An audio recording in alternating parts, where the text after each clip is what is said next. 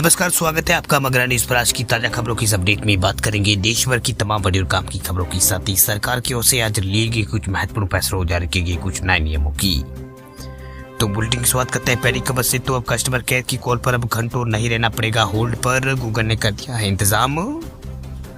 Customer care पर call करने का मतलब लंबे समय का काम है। किसी भी कस्टमर केयर को कॉल करने के लिए आपको घंटे भर का समय वो जरूर आपके पास होना चाहिए। ऐसा इसलिए क्योंकि ज्यादातर बार कंपनियां कॉल को आधे घंटे तक होल्ड करवा कर रखती है। इतना ही नहीं, कई बार तो ऐसा भी हुआ है कि कॉल काफी देर तक होल्ड रहने के बाद अपने आप कट जाता है क्योंकि सर्विस प्रतिनिधि उपलब्ध नहीं होते। लेकिन बहुत जल्द इस चीज से आपको छुटकारा मिलने वाला। दरअसल गूगल ने पुष्टि की है कि वे एक नया फीचर टेस्ट कर रहा है। इस फीचर की मदद से आपको कॉल करने, वेट ऑन होल्ड की स्थिति में और आपको फिर सर्विस प्रतिनिधि के उपलब्ध होने पर वापस कॉल वो आ जाएगी। वह नए टूल के बारे में रिपोर्ट सामने आने के बाद टेक उसने पुष्टि की है कि वह talk to a live rap feature की टेस्ट कर रहा है। इस फीचर का मकसद लोगों को रिकॉर्ड किए गए म्यूजिक को सुनाते समय कस्टमर सर्विस प्रतिनिधि चुनने की कोशिश करते समय अनगिनत मिनटों तक इंतजार न करने की मदद करना है। चलिए बात अब करते हैं अगली बड़ी खबर की। तो इस राज्य ने गाय और भैंस के दूध पर बढ़ा दी है एमएसपी। सरकार ने किया है ऐलान।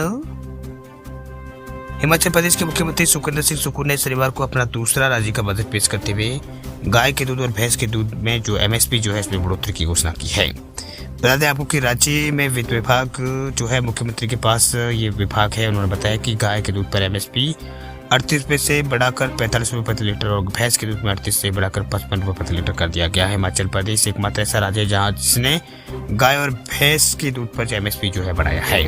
उन्होंने कहा कि यदि किसान को खुले बाजार में दूध की अधिक कीमत मिलती है तो वह इसे खुले बाजार में बेचने के लिए स्वतंत्र होगा।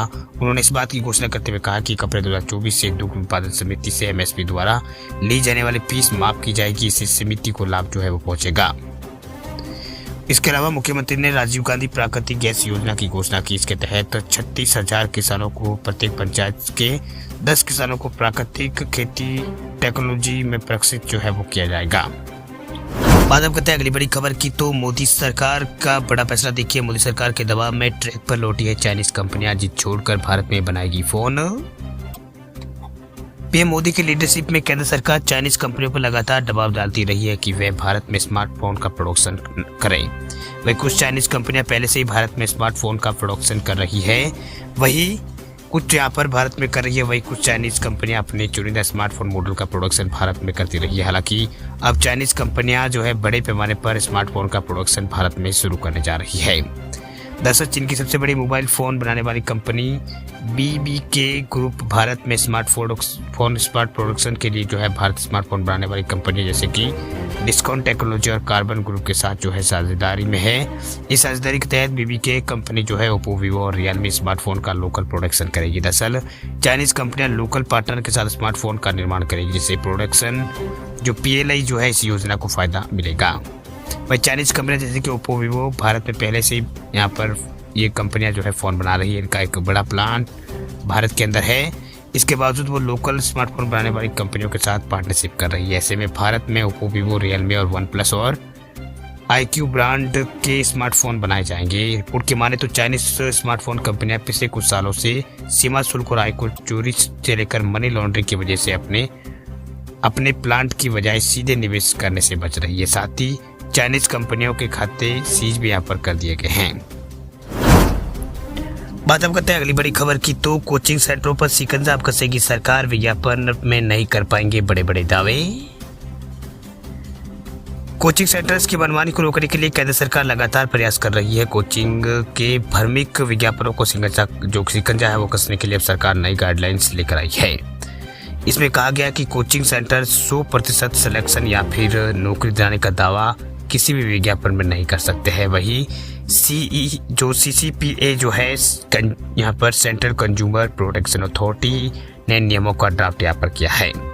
इन ड्राफ्ट इसका जारी किया है। उपभोक्ता मामलों के मंत्रालय ने 30 दिन के अंदर इस पर जनता की राय मांगी है। केंद्र सरकार द्वारा बनाए गए नियमों में कहा गया है कि कोई भी कोचिंग संस्थान जरूरी जानकारी को विज्ञापन में नहीं डाल सकता।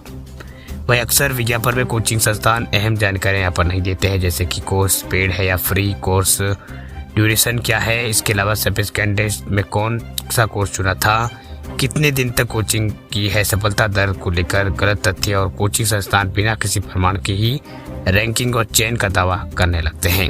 वह नियमों में ये भी कहा गया कि जब तक किसी कैंडिडेट से सहमति नहीं ली जाती तब तक उसका फोटो, वीडियो या फिर नाम का या फिर विज्ञापन में इस्तेमाल जो है वो नहीं किया जा सकेगा, यानी नाम का फिर ब्यौरा विज्ञापन में इस्तेमाल नहीं किया जा सकता है।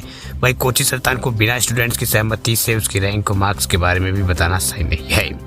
बता दें आपको कि इन नियमों का ड्राफ्ट करने से पहले जो है 8 दिसंबर 2023 को एक पैनल बनाया गया था। 1 महीने पहले कोचिंग संस्थानों से जुड़े लोगों से सलाह जो है वो ली गई थी। बता दें आपको कि हाल में केंद्र सरकार ने देश में सभी प्राइवेट कोचिंग संस्थानों के लिए गाइडलाइन जारी की थी, जिसमें रजिस्ट्रेशन करवाने की बात कही गई थी। इसके अलावा इसमें 16 साल से कम उम्र के बच्चों का एनरोलमेंट करने से भी प्रतिबंध यहाँ पर किया गया था। वह देश में बढ़ रहे सुसाइड मामलों को देखते हुए केंद्र सरकार ने गाइडलाइन जारी की है।